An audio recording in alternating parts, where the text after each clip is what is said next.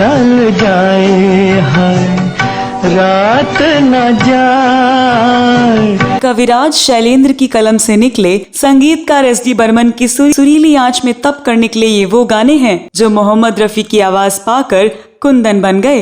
ये चंदा रूस का, ना ये जापान का, ना ये अमेरिकन प्यारे, ये नाचे मन मोरा मगन टिकता धिकी धिकी बदरा घिर आए रुत। शैलेंद्र की काव्य रचना में संगीतकार एसडी बर्मन की सुरीली धुन घोली जाती थी और जब उस पर मोहम्मद रफी की आवाज का मुलम्मा चढ़ाया जाता था तब ऐसी सुर लहरियां तैयार हुई जिनका जादू वर्षों तक कायम रहा। तेरे बिन सुने नैन हमार, चांद सा मुखड़ा क्यों शर्माया, चांद सा। सुनने में ये गीत कानों में मिश्री घोलते हैं और सुनते ही दिलो दिमाग में हमेशा के लिए बस जाते हैं। लेकिन ये गीत ऐसे ही तैयार नहीं हो गए, बल्कि इन गीतों में शैलेंद्र जैसे गीतकार की लेखनी, एसडी बर्मन जैसे संगीतकार की प्रतिभा और मोहम्मद रफी जैसे गायक की गायकी का जादू छिपा है। दिल ने क्या ना सहा बेवफा।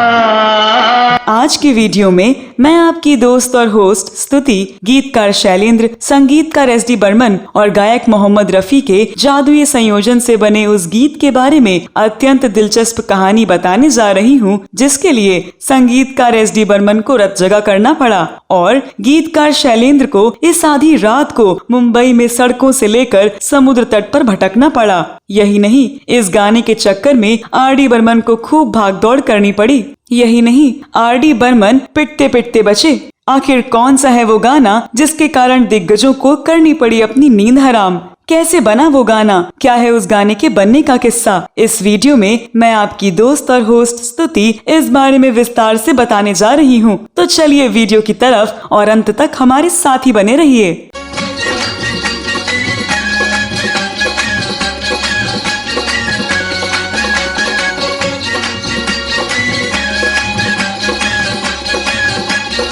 दोस्तों, साल 1960 में देवानंद और वहीदा रहमान स्टारर फिल्म काला बाजार रिलीज हुई, जिसे देखने के लिए सिनेमा घरों के बाहर लंबी लंबी कतारें लग जाती थीं और हाउसफुल थिएटर में जाने के लिए लोग ब्लैक में टिकट खरीदते थे। मजेदार बात यह है कि खुद ये फिल्म टिकटों की कालाबाजारी पर आधारित थी और इस फिल्म की शूटिंग के दौरान खुद देवानंद ने मुंबई के मेट्रो सिनेमा के बाहर खड़े होकर टिकटें बेची थी।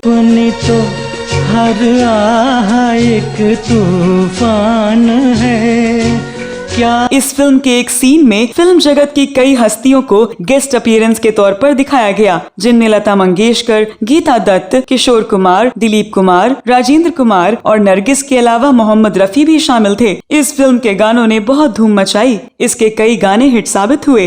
रिमझिम के तराने लेके आई बरसात, याद आई किससे सच हुए सपने तेरे, झूम ले मन में। लेकिन इस फिल्म का एक गाना तब से लेकर आज तक बजता आ रहा है। ये वही गाना है जिसके बनने के बारे में इस वीडियो में मैं विस्तार से बताने जा रही हूँ। ये गाना है खोया खोया चांद।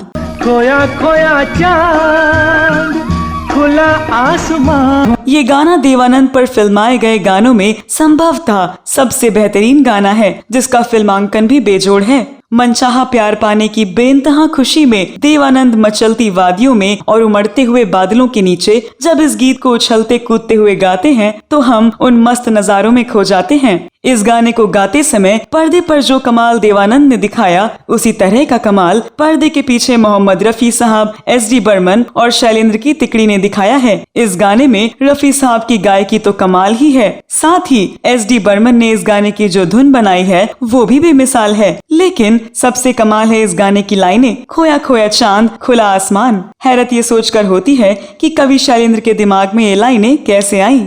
खोया खोया चांद, खुला आसमान, आँखों। दरअसल शैलेंद्र जी बहुत ही तसल्ली और मूड के साथ गीत लिखते थे। उन्हें गीत लिखने के लिए सही मूड चाहिए होता था। अब जब दादा ने शैलेंद्र को फिल्म की सिचुएशन के हिसाब से गाने लिखने को कहा तो उन्होंने हाँ तो कर दिया, लेकिन काफी दिनों तक उनका गाना गाने का मूड ही नहीं बना। दादा आए दिन शैलेंद्र को गाना लिख कर देने को कहते रहे, लेकिन शैलेंद्र जी का मूड उस गाने के हिसाब से बन ही नहीं रहा था। ऐसे में वो ये गाना लिख ही नहीं पाए।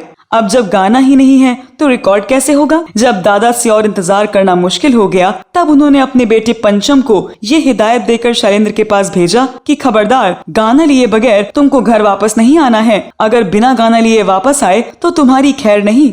बर्मन दादा के गुस्से से तो देवानंद जैसे अभिनेता डरते थे। पंचम की क्या बिसात? पंचम दा अपने पिता के गुस्से को कई बार झेल चुके थे। इसीलिए पंचम दा अपने पिता के कहे अनुसार शैलेंद्र के घर पहुंच गए और अपने पिता का फरमान सुनाया कि उन्हें हर हाल में गाना चाहिए। लेकिन शैलेंद्र जी ने कहा कि गाना तो अभी तक लिखा ही नहीं और उन्हें गाने के लिए लाइनें नहीं सूझ रही हैं। उन्होंने पंचम से कहा कि वो अपने घर जाएं और जैसे ही गाना तैयार होगा वो खुद गाना लेकर बर्मन दादा के पास आ जाएंगे। लेकिन पंचम दा तो वहाँ से जाने के लिए तैयार ही नहीं थे, क्योंकि उन्हें पता था कि अगर वो गाने के बगैर घर गए तो उनकी अच्छी खासी पिटाई होगी। उन्होंने शैलेंद्र जी से साफ कह दिया कि वो गाना लिए बगैर किसी हाल में नहीं जाएंगे। शैलेंद्र को भी मामले की गंभीरता समझ आई, लेकिन गाना लिखने के लिए मूड बन ही नहीं रहा था। लेकिन अब गाना तो लिखना भी था। वो पंचम को लेकर घर से बाहर निकल गए और इधर उधर घूमते रहे। बीच में शंकर जयकिशन जी के घर भी गए। पंचम भी परेशान थे कि शैलेंद्र जी गाना कब लिखेंगे। इधर उधर भटकने के बाद वो समुद्र के किनारे पहुंच गए। आसमान में चांद निकला था। शैलेंद्र चांदनी रात में समुद्र की लहरों को देख रहे थे। पंचम दा बेचैन थे कि शैलेंद्र जी गाना कब लिखेंगे। उन्होंने शैलेंद्र जी से कहा, आप गाना तो लिखिए। शैलेंद्र जी ने कहा, ऐसे कोई गाना कैसे लिख सकता है? गाना लिखने के लिए मूड चाहिए। उन्होंने कहा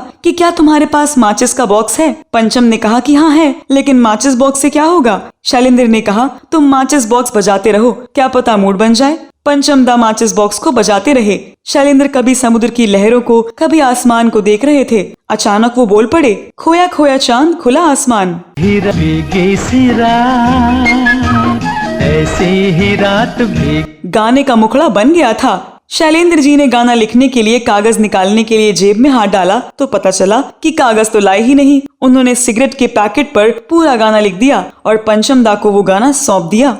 उधर दादा बर्मन दिन भर पंचम के आने का इंतजार करते रहे। इंतजार करते करते शाम हो गई, रात हो गई और फिर आधी रात भी गुजर गई, लेकिन तब भी पंचम का कोई पता नहीं चला। काफी देर बाद भी जब पंचम नहीं आए तो वो झुंझलाते हुए सो गए। आधी रात बीत जाने के बाद पंचम डरते हुए घर पहुँचे तो देखा कि पिताजी सो रहे हैं, इसीलिए वो भी चुपके से सो गए। सुबह दादा गुस्से से उठे और पंचम को सोते हुए देखा तो उनका गुस्सा और बढ़ गया। सोचा ये नालायक बेटा खाली हाथ ही आ गया। गुस्से से बर्मन दादा ने पंचम को जगाया और गाने के बारे में पूछा। पंचम ने जेब में हाथ डालकर एक मुड़ा तुड़ा कागज का टुकड़ा निकाला और दादा को सौंप दिया। दादा ने उस पर लिखे गाने को पढ़ा। उस पर लिखा था, खोया खोया चांद, खोया खोया चांद खुला आसमान, आँखों। उन्हें मनचाहा गाना मिल गया था। उनका गुस्सा काफर हो गया। इस तरह वो ऐतिहासिक गाना बना जिसमें संगीतकार SD बर्मन और गीतकार शैलेंद्र के साथ साथ रफी साहब की जादुई आवाज का कमाल है। ये गाना दशकों के बाद भी पुराना नहीं पड़ा है और आज भी खूब गाया और बजाया जाता है। तो दोस्तों, आपने जाना कि पुराने समय में एक गाना लिखने और बनाने के लिए कितनी मशक्कत की जाती थी, कितनी रातों की नींद खराब की जाती थी और तब जाकर एक गाना लिखा जाता था और गाया जाता था। आजकल के गीतकारों और संगीतकारों की तरह नहीं कि झटपट गाना बना दिया। तभी तो उस समय के गाने कालजयी होते थे। आप इस बारे में क्या सोचते हैं? कमेंट बॉक्स में जरूर लिखें। अगले वीडियो में फिल्मों और गीतों से जुड़ी कोई नई कहानी या जानकारी लेकर आपके सामने